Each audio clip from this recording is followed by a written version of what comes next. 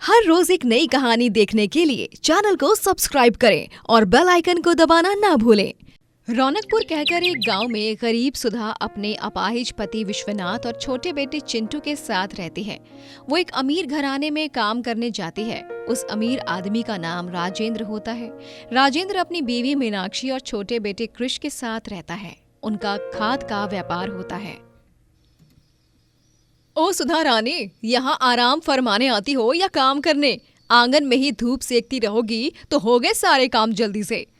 नहीं नहीं मेम साहब, मैं तो बस पौधों को पानी डाल रही थी। वो माली आज छुट्टी पर है ना। हाँ हाँ जानती हूँ, लेकिन सारे काम जल्दी जल्दी करो। बहुत धीरे धीरे काम करती हो तुम।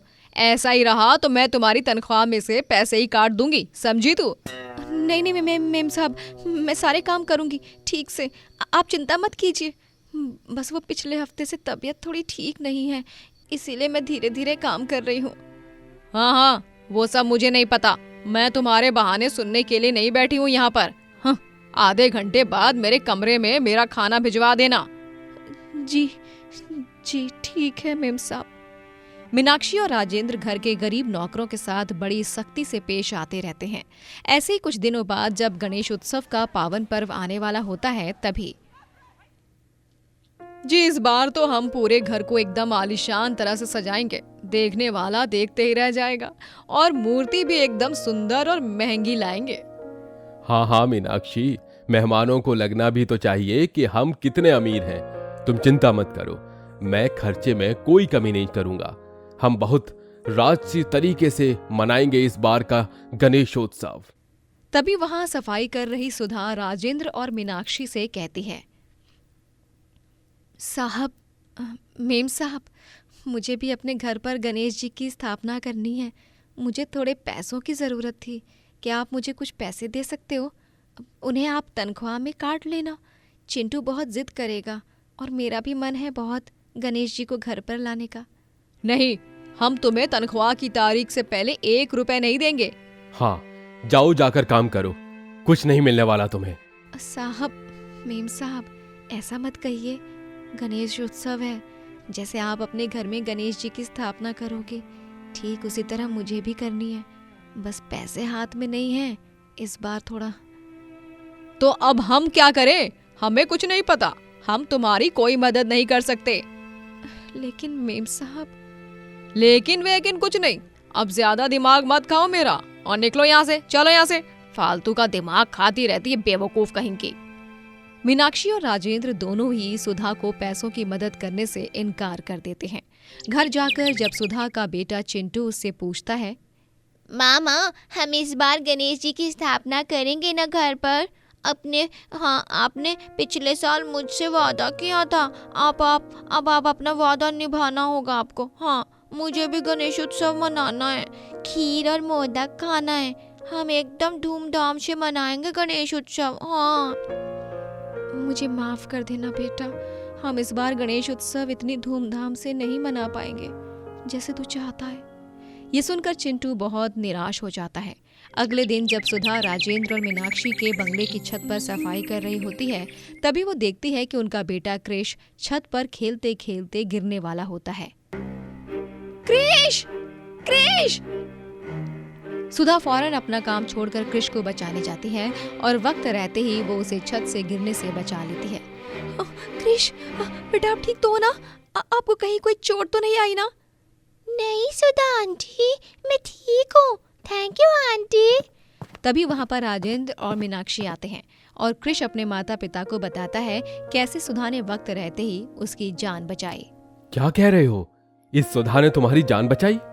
हाँ डैडी, मेरा पैर स्लिप होने वाला था, लेकिन इन्होंने मेरी जान बचा ली। सुधा आंटी बहुत अच्छी है। कुछ अच्छी नहीं है ये बस अच्छा बनने का नाटक कर रही है। इसी ने तुम्हें यहाँ गिराने की कोशिश की होगी ताकि ये हमारी नजरों में अच्छी बन सके। मीनाक्षी एकदम सही कह रही है कृष बेटा। इस 2 कौड़ी की नौकरानी की ये चाल हमें बहुत अच्छे से समझ आ गई है। इसे लगा होगा कि हम इसकी इस हरकत से खुश होकर इसे पैसों की मदद करेंगे, लेकिन ऐसा कुछ भी नहीं होने वाला। साहब, ये आप दोनों क्या कह रहे हैं? आखिर मैं पैसों के लिए ये सब क्यों करूंगी? आप दोनों को जरूर कोई गलतफहमी हुई है। मेरे दिल में कोई खोट नहीं है, ना ही पैसों का लालच। अरे चुप रह तू। अच्छे से जानते हैं हम तुम जैसे गरीब और गंवार लोगों को, अमीरों को कैसे अपने झांसे में फंसाते हो तुम लोगों ने इसमें महारत हासिल की होती है, लेकिन हम तुम्हारे झांसे में नहीं फंसने वाले, समझी तुम। चलो निकलो अब यहाँ से, और कल से मेरे घर पर आने की कोई जरूरत नहीं है, हम नई काम वाली रख लेंगे। ऐसा मत कीजिए मेम साहब, अगर आपने मुझे काम से निकाल दिया तो मैं अपना घर कैसे चला पाऊंगी। आप तो जानती ही है ना कि मेरे पति अपाहिज है और मेरा एक छोटा बेटा है। साहब समझाइए ना मेम साहब को, ऐसा मत कीजिए, मैं आपके सामने हाथ जोड़ती हूँ। तुमने सुना नहीं मीनाक्षी ने क्या कहा? निकल जाओ यहाँ से, वरना हम तुम्हें धक्का मारकर बाहर निकाल देंगे। बेचारी सुधा को अपनी गलती ना होने के बावजूद भी वहाँ से निकलना पड़ता है। वो रोते हुए घर जाती है। हे गणपति बप्पा, आप तो विघ्नहर्ता हो, आप मेरी मदद क्यों नहीं कर रहे हैं? ये सब क्या हो रहा है मेरे जीवन में? ऊपर से ये सब देख गणेश जी को बहुत बुरा लगता है। मैं जानता हूँ सुधा, तुम मेरी भक्त हो और तुम हार मानने वालों में से नहीं हो। सुधा निराश ना होकर अपने हाथों से गणेश जी की प्रतिमा बनाने लगती है। सुधा, तुम्हारा काम छूट गया है, फिर भी तुम इतना मुस्कुरा रही हो।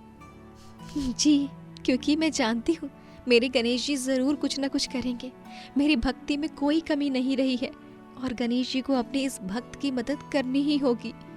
सुधा को अपने गणेश जी पर पूरा भरोसा था। वो साधारण रूप से ही सही, लेकिन घर में फूलों की सजावट करके गणेश जी की स्थापना करती है और थोड़ी सी खीर और मोदक बनाती है। माफ करना चिंटू, राशन ना होने के कारण मैंने सिर्फ ये 1 कटोरी खीर और 2 मोदक ही बनाए हैं। कोई नहीं, कोई बात नहीं माँ, आज गणेश जी का दिन है, आप ही उन्हें भोग लगा दीजिए, उनका पेट भरने से मेरा भी भर जाएगा। मेरा बच्चा। कितना समझदार हो गया है तू बेटा। गणेश जी तुझे बहुत सारी खुशियां और सफलता दे, यही मेरी कामना है। धन्यवाद पापा, मेरी तो बस यही कामना है कि आप जल्द से जल्द ठीक हो जाओ। तभी उनके द्वार पर एक भिखारी आता है और वो खीर और 1 मोदक मांगता है। आज गणपति बप्पा का दिन है, मुझे भी उनका प्रसाद दे दे। 2 चम्मच खीर और 1 मोदक मिल जाता तो मेरा मन तृप्त हो जाता बेटी। खीर और मोदक दोनों भी थोड़े ही हैं, कोई बात नहीं, आइए ना काका, अंदर आइए, थोड़ी खीर और 1 मोदक है, खाइए। सुधा उस भिखारी को घर में बुलाकर उसे खीर और मोदक देती है, जिसे खाने के बाद वो भिखारी गणेश जी में परिवर्तित हो जाता है। ये देख तीनों के होश उड़ जाते हैं और तीनों गणेश जी को प्रणाम करते हैं। गणेश जी आप? ये तो चमत्कार ही हो गया। गणपति बप्पा मोरया। गणपति बप्पा मोरया। गणपति बप्पा मोरया। मेरी भक्त पीड़ा में होकर भी उसने मेरी स्थापना की, मुझे खीर और मोदक का भोग चढ़ाया। सच में मैं तुम्हारी भक्ति से बहुत प्रसन्न हुआ हूँ सुधा। धन्यवाद गणेश जी। ये लो, ये तुम्हारे लिए। गणेश जी के इतना कहने से अचानक सुधा का कच्चा मकान एक आलीशान महल में बदल जाता है और साथ ही विश्वनाथ भी ठीक हो जाता है। ये परिवर्तन देख सभी चकित हो जाते हैं। धन्यवाद गणेश जी, आपका बहुत बहुत धन्यवाद। धन्यवाद गणेश जी, आपका बहुत बहुत धन्यवाद। धन्यवाद गणेश जी, आपका बहुत बहुत धन्यवाद। अब तुम्हें किसी भी चीज की परेशानी नहीं होगी। अब मैं चलता हूँ। इतना कहकर गणेश जी वहाँ से अदृश्य हो जाते हैं और जहाँ एक तरफ गरीब सुधा और उसका परिवार अमीर हो जाता है, वहीं राजेंद्र और मीनाक्षी का बिजनेस ठप पड़ जाता है और वो गरीब हो जाते हैं।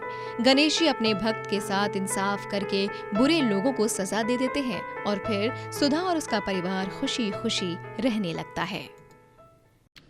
राधिका की शादी अनिरुद्ध से होती है। अनिरुद्ध एक बहुत ही नेक और भला आदमी होता है। मेघना के ससुराल में उसकी सास जानकी और ससुर रंजीत, दादी सास सुजाता और ननद मोनिका होते हैं। अनिरुद्ध, तुमसे पहले मैंने एक हैवान से प्यार किया था। उसने मुझे इतना बड़ा धोखा दिया था कि मेरा प्यार से भरोसा ही उठ गया था। लेकिन फिर तुम मेरी जिंदगी में आए और तुमने मेरी जिंदगी को खुशियों से भर दिया। मेरा प्यार पर फिर से विश्वास जागा। Thank you Anirudh. राधिका, तुम्हें थैंक यू कहने की कोई जरूरत नहीं है। तुम मेरी जिंदगी हो और कौन इतनी लविंग, केयरिंग और खूबसूरत वाइफ नहीं चाहेगा? बोलो बोलो। राधिका के हाथ की कचौड़ियाँ सबकी पसंदीदा होती हैं। सभी उसकी कचौड़ियों को खाकर उसकी खूब तारीफ करते हैं। अरे वाह वाह वाह जानकी, सीख कुछ अपनी बहू से। इतनी स्वादिष्ट और जायकेदार कचौरियां बनाई है इसने, और तू तू आज तक अच्छी कचौरियां नहीं बना पाती। हाँ राधिका, माँ जी सच में सही कह रही है। आज तक हम में से किसी ने ऐसी कमाल की कचौरियां नहीं बनाई। अरे राधिका बहू, ये मटर और दाल की कचौड़ियाँ एकदम फर्स्ट क्लास बनी है। ये लो तुम्हारा शगुन। थैंक यू पापा जी, थैंक यू सो मच दादी और माँ जी। अरे मोनिका, तुम क्यों नहीं खा रही हो ये कचौरियाँ और ये शुगर फ्री लड्डू? इन्हें तो खा लो। मुझे कुछ नहीं खाना है। सबको तुम्हारे हाथ का खाना पसंद होगा, लेकिन मुझे नहीं। मैं जा रही हूँ। मोनिका वहां से उठकर चली जाती है। मोनिका को राधिका नापसंद थी, क्योंकि राधिका के आने से घरवाले हर वक्त बस उसकी ही तारीफ करते हैं और मोनिका को सुनाते रहते हैं। मोनिका, मोनिका रुको तो। हाँ जाओ जाओ। अरे राधिका की तरह 1% भी बन जाओ तब मैं मानूं, लेकिन तुम्हें तो राधिका के बारे में कुछ कहने पर तुम्हारे नाक पे गुस्सा आ जाता है। हाँ, क्योंकि मैं जैसी हूँ वैसी ही सही हूँ। मुझे इस बहन जी राधिका की तरह नहीं बनना। हाँ, बचपन से ही ये लड़की बदतमीज है। न जाने क्या होगा इसका आगे, किसी की सुनती ही नहीं है। पापा जी रहने दीजिए ना, आप कचौरियाँ खाइए। जब मोनिका का गुस्सा शांत हो जाएगा वो अपने आप आ जाएगी। मोनिका एक टूर्स एंड ट्रैवल्स कंपनी में जॉब करती है और उसे पड़ोस की कॉलोनी में रहने वाले अद्विक से प्यार हो जाता है। अद्विक मोनिका से कहता है, मोनिका बेबी, मैं तुमसे बहुत प्यार करता हूँ। मैं तो एक अनाथ हूँ, मेरा तो इस दुनिया में कोई भी नहीं है। लेकिन तुम्हारा परिवार, तुम अपने परिवार को हमारे रिश्ते के बारे में बता दो। हाँ अद्विक, शायद तुम सही कह रहे हो। अब बहुत वक्त हो चुका है। अगर हम और रुके ना तो माँ पापा और दादी मेरी शादी किसी और लड़के से करा देंगे। मोनिका घर जाकर सबको अद्विक के बारे में बताती है और उसकी फोटो दिखाती है। अद्विक बहुत ही एक अच्छा आदमी है। माँ पापा दादी, ये देखिए उसकी तस्वीर। भैया आप भी देखिए, लेकिन इस राधिका को मत दिखाना। मैं नहीं चाहती कि ये मेरी खुशियों पर अपनी बुरी नजर लगाए। मोनिका, तमीज से पेश आओ। घर वाले अद्विक की तस्वीर देखते हैं, लेकिन राधिका नहीं देख पाती। देखते ही देखते मोनिका की जिद के कारण घर वाले हाँ कर देते हैं और अद्विक को ढेर सारा दहेज देकर वो लोग अद्विक और मोनिका की शादी कराते हैं। लेकिन जब शादी होने के बाद राधिका अपने नंदोई को देखती है, तब वो हैरान और भौचक्की रह जाती है। ये क्या? ये तो अद्विक है। इसका मतलब ये है कि इस क्रूर अद्विक ने अब मोनिका से शादी कर ली है। राधिका, ये वही अद्विक है ना जिससे तुम्हारी मेरे पहले शादी हुई थी, और इसी के कारण तुम्हारे माता पिता की मौत हुई। इसने ही तुम्हारा सारा पैसा लूटा और तुम्हें मार पीट कर अपनी जिंदगी से बाहर फेंक दिया। हाँ अनिरुद्ध, ये वही दरिंदा है। ये हर साल ऐसे ही मासूम और भोली भाली लड़कियों को अपने प्यार के जाल में फंसाकर उनसे दहेज लेकर शादी करता है और उन्हें 1 साल के अंदर मार पीट कर छोड़ देता है। और अब इसने हमारी मोनिका को अपनी नई बीवी बनाया है। नहीं राधिका, मैं ऐसा होने नहीं दूंगा। हम अभी ये सारी बात माँ पापा को बताएंगे। काश कि तुमने शादी होने से पहले ही उस अद्विक की शक्ल देख ली होती। अनिरुद्ध और राधिका जाकर अपने घर वालों को सारी बात बताते हैं और उनके घर वाले वो सब सुनकर चौंक जाते हैं। वहीं मोनिका ने अद्विक के कहने पर अपने घर वालों की सारी जायदाद अब उसके नाम कर दी थी। ये लो जान, प्रॉपर्टी के पेपर्स। तुमने जैसे कहा था मैंने वैसे ही किया। मैंने शादी के पहले ही सारे पेपर्स पर परिवार का एक एक सदस्य के अंगूठे का छपवा लिया था निशान, जिसके बाद अब सबके नाम की सारी प्रॉपर्टी अब तुम्हारे नाम हो गई है। थैंक यू मोनिका, तुमने मेरे लिए इतना सब कुछ किया। ये सब मैंने हमारे और हमारे होने वाले बच्चे के फ्यूचर के लिए करने कहा है, क्योंकि अगर तुम अपने परिवार से खुद से कुछ मांगती तो वो लोग तुम्हें जल्दी नहीं देते। अब हम विदेश जाकर आराम से सेटल हो सकते हैं। हाँ जान, मैं तुमसे बहुत प्यार करती हूँ और तुम्हारे लिए मैं कुछ भी कर सकती हूँ। मोनिका ने अद्विक के प्यार में अपने परिवार को धोखा दे दिया था। अब तो उसके मायके वाले एक छोटे से किराए के मकान में रहने लगते हैं, क्योंकि उनसे अद्विक ने उनका घर जो छीन लिया था। जब अनिरुद्ध और राधिका मोनिका को अद्विक की सच्चाई बताने जाते हैं, तभी वो उनकी एक नहीं सुनती और उन्हें अपना घर से बाहर निकाल देती है। सोचा नहीं था कि मोनिका हमें इतना बड़ा धोखा देगी। मैंने 1 महीने पहले ही जॉब में रेजिग्नेशन डाल दी थी, ताकि मैं अपनी प्रॉपर्टी के पैसों से अपना नया बिजनेस शुरू कर सकूं। लेकिन अब प्रॉपर्टी नहीं रही और अब जॉब भी चली जाएगी। चिंता मत करो अनिरुद्ध, क्योंकि मैंने सोच लिया है कि अब हम क्या करेंगे। राधिका सबके लिए कचौरियां बनाकर लाती है और उन्हें कहती है कि अब वो कचौरियां बेचेगी। राधिका और अनिरुद्ध अब गांव में कचौरियां बेचने लगते हैं। कचौरी ले लो कचौरी, प्याज पनीर आलू और दही की कचौरी, और भी अनेक तरह की कचौरियां ले लो। स्वादिष्ट और मसालेदार कुरकुरी करारी कचौड़ियाँ, आइए आइए कचौड़ियाँ खाइए, आइए आइए। अरे वाह राधिका और अनिरुद्ध, तुम्हारी कचौरी ठेले की कचौड़ियाँ एकदम बढ़िया है, मजा ही आ गया भाई खा मुझे तो। हाँ बहुत स्वादिष्ट है, मुझे और 2 मूंग दाल की कचौड़ियाँ देना और 3 मटर की कचौड़ियाँ पार्सल दे देना। राधिका और अनिरुद्ध अपने कचौरी ठेले में कचौरियां बेच बेच कर भरपूर पैसे कमाने लगते हैं और साथ ही उनका ठेला कुछ ही दिनों में गांव में हर तरफ मशहूर हो जाता है। वहीं मोनिका और अद्विक के रिश्ते में समय के साथ दरारें आने लगती हैं। जब अद्विक अपने असली रंग दिखाने लगता है, वो मोनिका को रोज मारने पीटने लगता है और उसे घर से बाहर निकालने की धमकी देने लगता है। अद्विक, मैंने तो बस तुम्हें मेरे साथ कहीं घूमने चलने के लिए कहा ना। चुप, एकदम चुप। तेरी आवाज सुन सुनकर पक गया मैं। तो निकल यहाँ से, अब मुझे तेरी कोई जरूरत नहीं है, निकल यहाँ से। लेकिन अद्विक, अद्विक मेरी बात तो सुनो। अद्विक मोनिका को धक्के मारकर घर के बाहर निकालता है और तभी मोनिका को उसकी भाभी फर्श पर गिरने से बचा लेती है। राधिका भाभी, आप? हाँ मोनिका, मैं तुम्हें जो कुछ भी किया प्यार में अंधी होकर किया, ठीक उसी तरह जैसे मैंने इस हैवान संग प्यार में किया था। लेकिन अब नहीं। इंस्पेक्टर साहब, गिरफ्तार कर लो इसे, ताकि ये किसी और मासूम लड़की को आगे जाकर ना फंसा पाए। इंस्पेक्टर अद्विक को गिरफ्तार कर लेते हैं। मोनिका को अपनी गलतियों का पछतावा होता है। मुझे माफ कर दीजिए भाभी, आप सबके साथ मैंने बहुत गलत किया, लेकिन मुझे एक आखिरी मौका दे दीजिए अपनी गलतियों को सुधार कर एक अच्छी बेटी, एक अच्छी बहन और एक अच्छी ननद बनने का। राधिका मोनिका को अपने गले से लगा लेती है और सभी घर वाले मोनिका को माफ कर देते हैं, जिसके बाद सभी एक साथ खुशी से रहने लगते हैं और राधिका और अनिरुद्ध खूब पैसे कमाकर हर एक गांव में अपना कचौरी स्टॉल लगाते हैं और बहुत आगे जाते हैं। दोस्तों, अगर आपको ये कहानी पसंद आई तो लाइक करें, शेयर करें और कमेंट करके बताएं कि कहानी में आपको सबसे अच्छा क्या लगा।